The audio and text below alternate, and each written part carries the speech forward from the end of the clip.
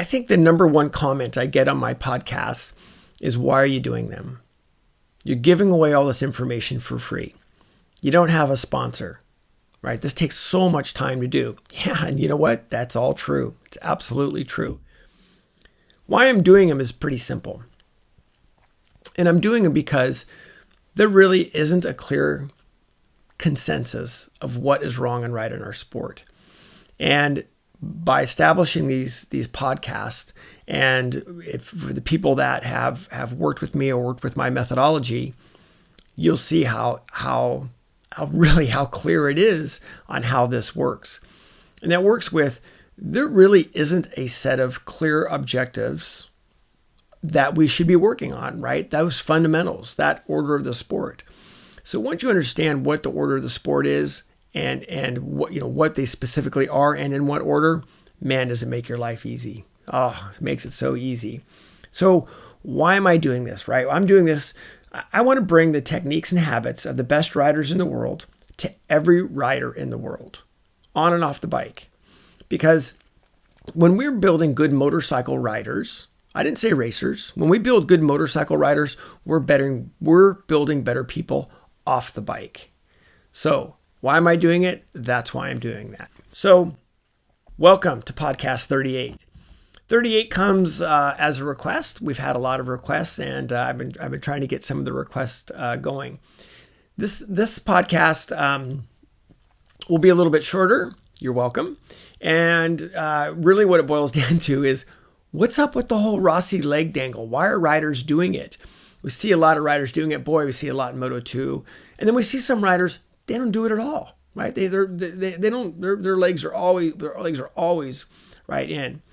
So here's how the riders, the whole leg dangle thing has evolved. And if you go back and you look at riding history and you see how the riders fit on bikes, where we first saw it was a little bit of the Kevin Schwantz, right?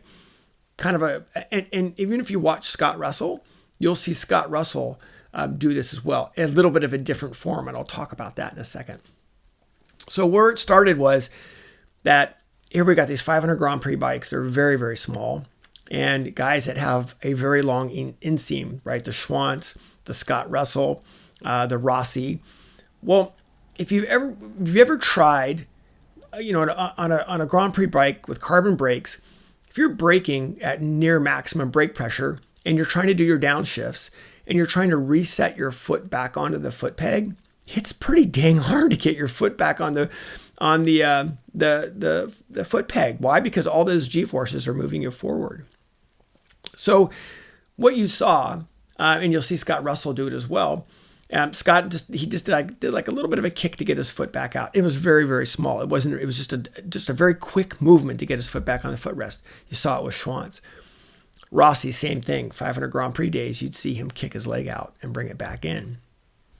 Well, later on, he'd leave his leg out. And then, of course, people started mimicking it because it's like, well, gosh, if Rossi's doing it, I should be doing it as well. And it wasn't until we really looked at that when we had Ben Spies come to one of the Yamaha Champions Riding School, and he was a teammate of Rossi at the time.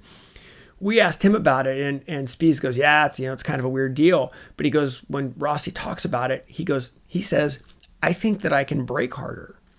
And we thought, well, that's kind of weird.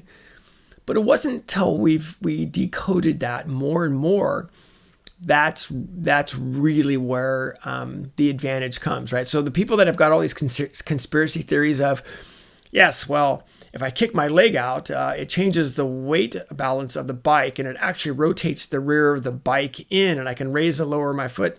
Yeah, no, that's not happening. That's not happening. Sorry. No. What it's doing is it's putting more weight onto your hands. So if you go to ride, I'll get into whether you actually need this or not in just a second, because I think that'll be a fun little chat. Is when you go to ride, I don't care if you're on a street bike, a mini bike, it doesn't matter. But if you sit up on the brakes and you start to brake, your palms are in the right spot, you add more brake pressure, yeah, there's quite a bit of weight on your hands.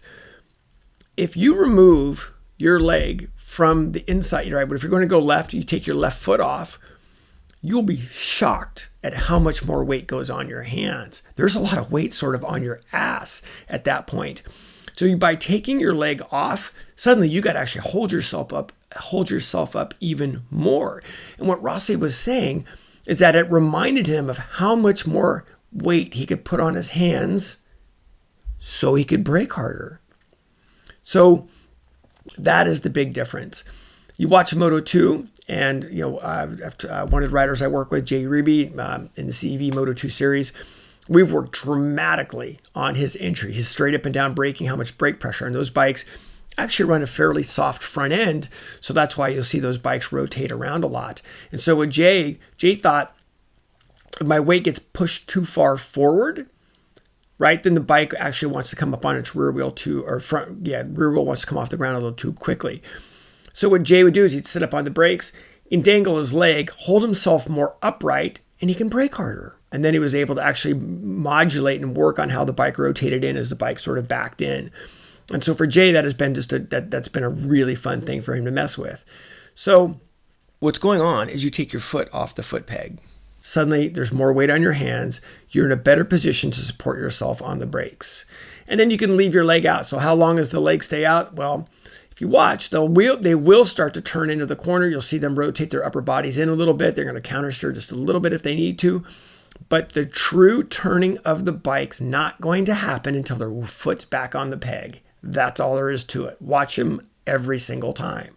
So foot comes back on the peg, and then the actual turning of the bike into the corner happens.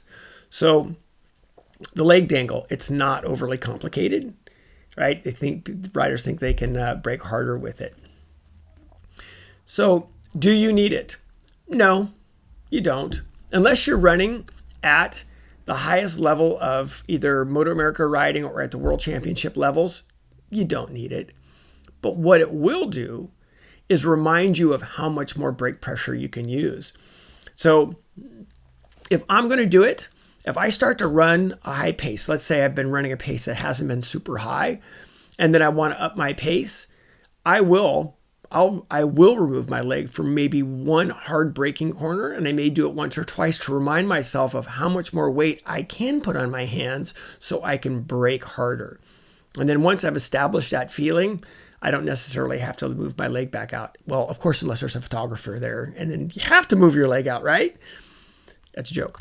So we don't really need it, but if you do try it, you'll be amazed at how much more weight goes on your hands so you can brake harder. And for you riders that are sitting in the middle of the seat, guess what? This isn't going to work.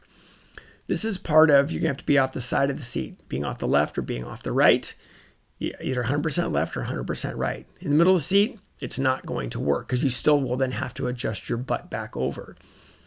So butt is over either left or right, sit up on the brakes. You can try dangle that leg out there and watch how much weight goes on those hands, but that leg's got to come back in and engage the foot peg so the bike will turn into the corner, truly turn into the corner. So something gives you a little bit of history lesson there of how that worked and why, and whether you need it or not. So remember, something to mess with. Of course, you can try it when the photographer's around. Again, another joke. And there you go on the leg dangle.